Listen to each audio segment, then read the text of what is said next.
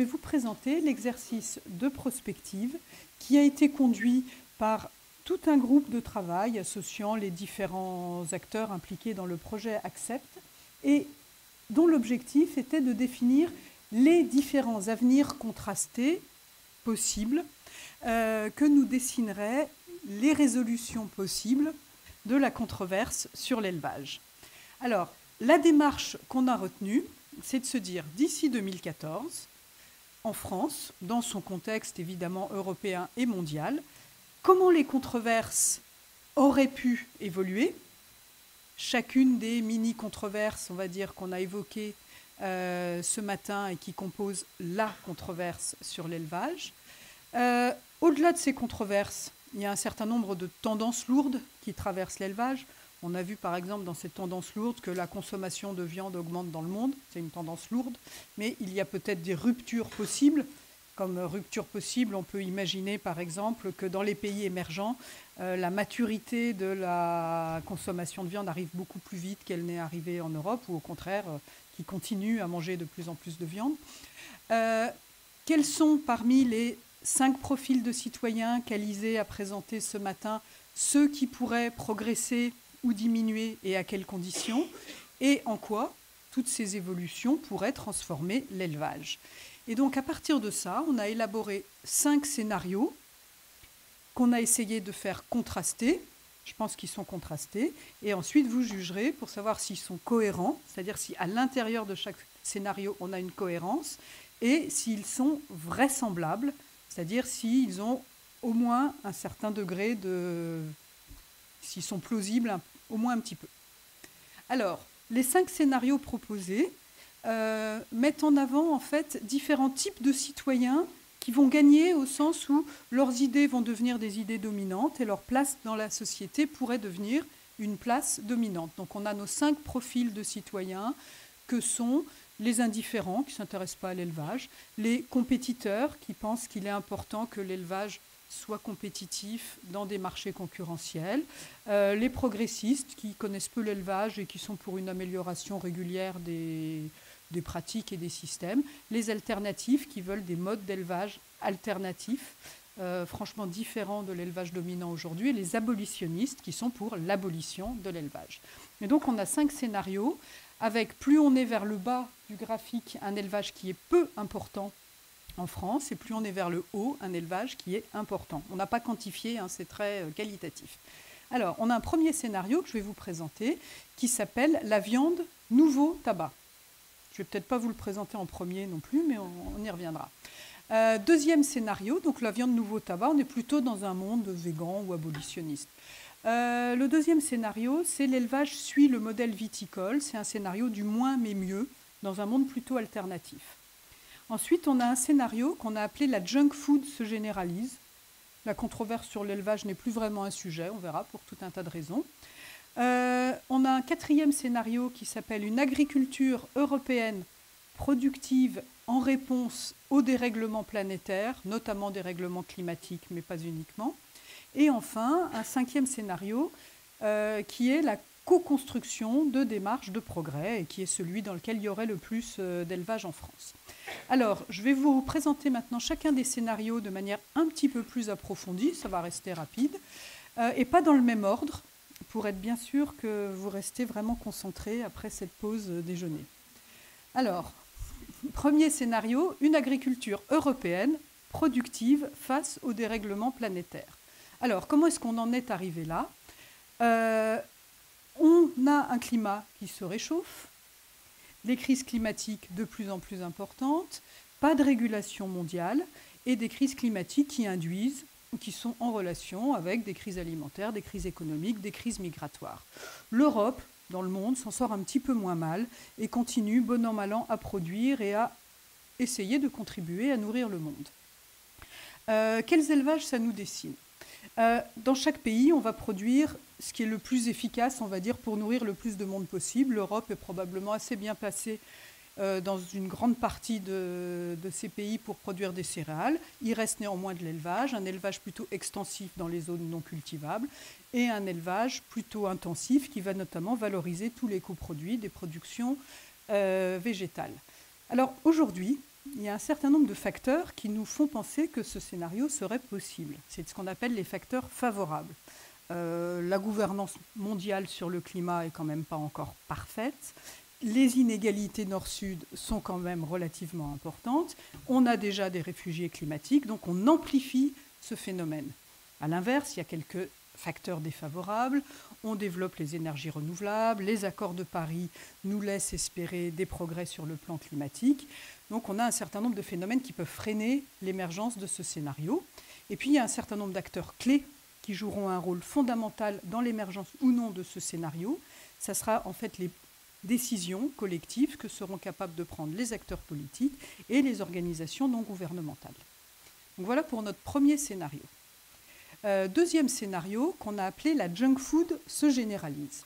Alors à la différence du premier, on n'est pas dans un monde qui a connu de crise grave, ni climatique, ni économique. On est plutôt dans un monde libéral où les accords de libre-échange ont pris de plus en plus d'importance. On va à fond dans un monde digital et dans un monde virtuel. Chacun vit une double vie, mais plutôt une vie dans un monde virtuel autour des réseaux sociaux, de ses ordinateurs et de ses écrans multiples. Et face aux différentes possibilités qu'offrent ces mondes, la compassion pour le monde animal n'est quand même pas la priorité.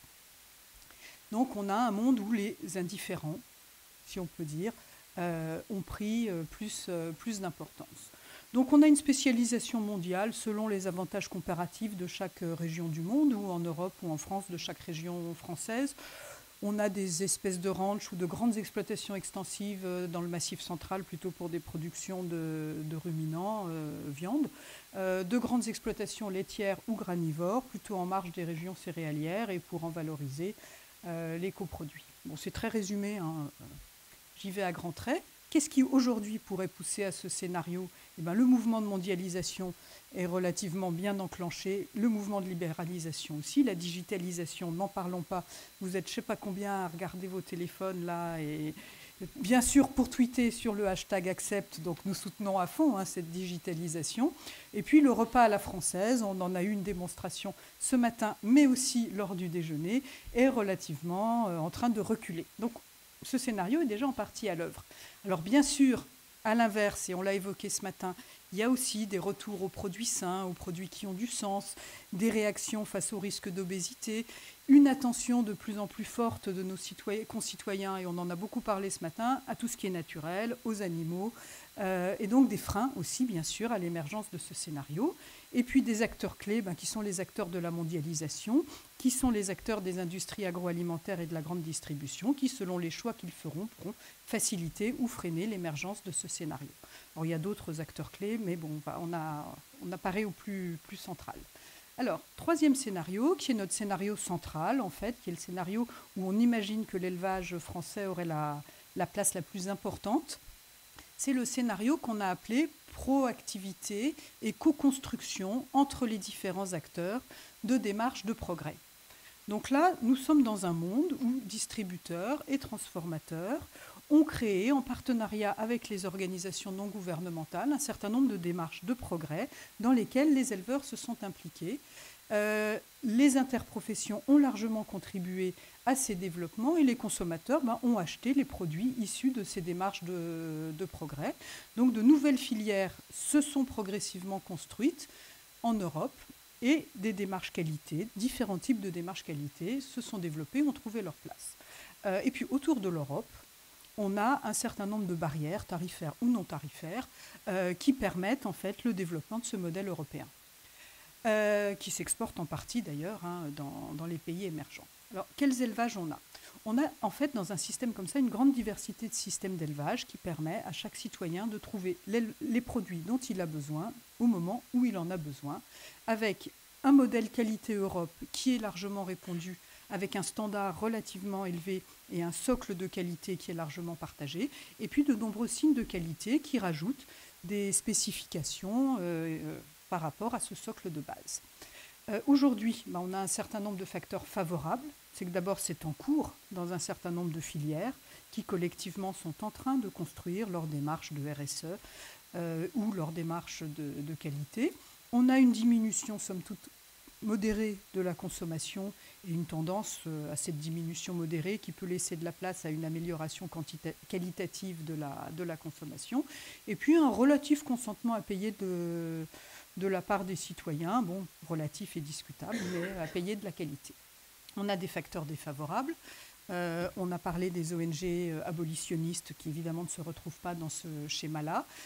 Il existe aussi des difficultés dans les concertations entre acteurs. Là, on est dans un scénario où les négociations entre acteurs ont vraiment réussi à trouver leur place et à se construire. On a une part importante des consommateurs qui, au moins à certains moments, recherchent des prix bas, voire ont besoin de prix bas pour réussir à se nourrir de manière équilibrée. Et puis, la libération des échanges, qui était un facteur favorable dans l'un des scénarios précédents, est évidemment un frein au développement de ce scénario qui est quand même centré sur un modèle européen. Et puis des acteurs clés, les consommateurs, les acteurs des filières, les interprofessions et les organisations non gouvernementales qui doivent réussir à travailler tous ensemble. Quatrième scénario, moins mais mieux. Donc là, on est dans une situation où l'élevage suit le modèle viticole, on va dire, le modèle que le monde viticole a suivi il y a une cinquantaine d'années. Dans une logique, on produit moins, mais on augmente très fortement la qualité. Alors, comment on en est arrivé là? Donc quand je vous dis comment on en est arrivé là, c'est en fait qu'est-ce qui se passe entre maintenant et 2040 ou 50 qui pourrait rendre vraisemblable l'arrivée de ce scénario. Donc on peut se dire finalement, on est dans une société où la volonté de consommer moins mais mieux prend de plus en plus d'importance et devient une norme sociale. Les réglementations accompagnent cette évolution des normes sociales et on a une croissance très rapide des signes officiels de qualité, des systèmes biologiques et les modèles alternatifs deviennent très clairement les modèles dominants, peut-être pas complètement exclusifs, mais en tous les cas très largement dominants. Quels élevages, quelles filières? Alors, on a dans ce monde-là beaucoup moins de volume de viande qui est produit et consommé. On a également moins de lait et moins d'œufs, mais ceux-ci se maintiennent un peu mieux que la viande. Il reste quelques élevages intensifs qui vont approvisionner quelques filières de restauration hors foyer ou d'alimentation, on va dire, plus rapide, en marchant, en se promenant ou sur le pouce. Mais la plupart des élevages et la plupart de la consommation sont liés à des systèmes alternatifs, bio, AOP, sans antibiotiques, OGM, etc., etc. Donc avec des standards de qualité très élevés et des modes d'élevage très protecteurs de l'environnement et très peu contraignants pour les animaux. Donc on a un certain nombre de facteurs favorables. Il existe aujourd'hui un certain nombre de tendances à l'œuvre qui vont dans ce sens-là. La diminution progressive de la consommation de viande, un certain nombre des attentes citoyennes qu'on vous a détaillées ce matin, une hausse relative mais quand même réelle du pouvoir d'achat en Europe et au moins en partie un consentement à payer la qualité.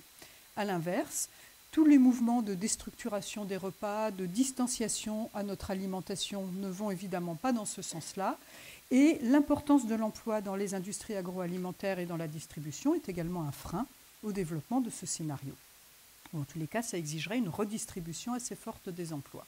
Les acteurs clés, les ONG et les prescripteurs d'opinion, les pouvoirs publics qui auront un pouvoir d'orientation, les nouveaux consommateurs et puis les éleveurs alternatifs qui vont eux-mêmes chercher à promouvoir ces modèles. Cinquième et dernier scénario, la viande est le nouveau tabac. Donc là, nous sommes dans un monde où la pensée végane a progressivement gagné du terrain. Aujourd'hui, cette pensée, elle intéresse ou elle concerne plus ou moins 2% de la population à des degrés divers. Les réglementations deviennent donc extrêmement contraignantes vis-à-vis de l'élevage. La consommation de produits animaux s'effondre et les industriels proposent de plus en plus d'alternatives à la viande produite à partir de produits végétaux notamment. Quels élevages a-t-on? Pas beaucoup. On n'a pas beaucoup d'élevage, très très peu d'élevage. Quelques-uns qui peuvent être biologiques ou alternatifs, de très petite taille, avec très peu d'abattage d'animaux. C'est-à-dire quand on a quelques animaux, on les garde jusqu'à la fin de leur vie. Il reste un petit peu de lait et d'œufs pour ceux qui n'ont pas vraiment réussi à aller jusqu'au bout du schéma. Mais on est dans un monde en plus où c'est mal vu de consommer des produits animaux. C'est pour ça qu'on a fait cette analogie avec le tabac. Les facteurs favorables à l'émergence de ce scénario, c'est qu'on a un certain nombre de leaders d'opinion qui prennent des positions véganes et qui les expriment de manière très, très forte. Et puis, on a un certain nombre de grands industriels mondiaux qui, par exemple en Californie, en ce moment, travaillent activement au développement des alternatives à la viande, des alternatives industrielles à la viande. Il y a bien sûr des facteurs défavorables très nombreux à l'émergence de ce scénario. La plupart des consommateurs aiment la viande, aiment l'élevage, aiment les éleveurs. On a une culture gastronomique et patrimoniale qui reste également forte. Et puis à l'inverse, on a aussi une indifférence croissante pour une partie de nos concitoyens à leur alimentation. Et quand on est indifférent, on ne fait pas forcément l'effort de devenir végan. Alors les acteurs clés, les ONG abolitionnistes et leur capacité de conviction vont jouer un rôle évidemment très important dans l'émergence ou non de ce scénario. Et les industriels de la transformation du végétal en produit substitut de la viande aussi. Donc voilà pour le panorama rapide de ces 5 scénarios qui nous balayent. Alors, on va pouvoir en discuter parce que je crois qu'on a droit à quelques minutes de discussion. Mais dans notre idée, on ne pense pas qu'il y a forcément un de ces scénarios qui va advenir tout seul, mais qui constitue des composantes possibles des futurs, des composantes dont il faut tenir compte pour réfléchir en fait au futur possible pour l'élevage. Merci pour votre attention.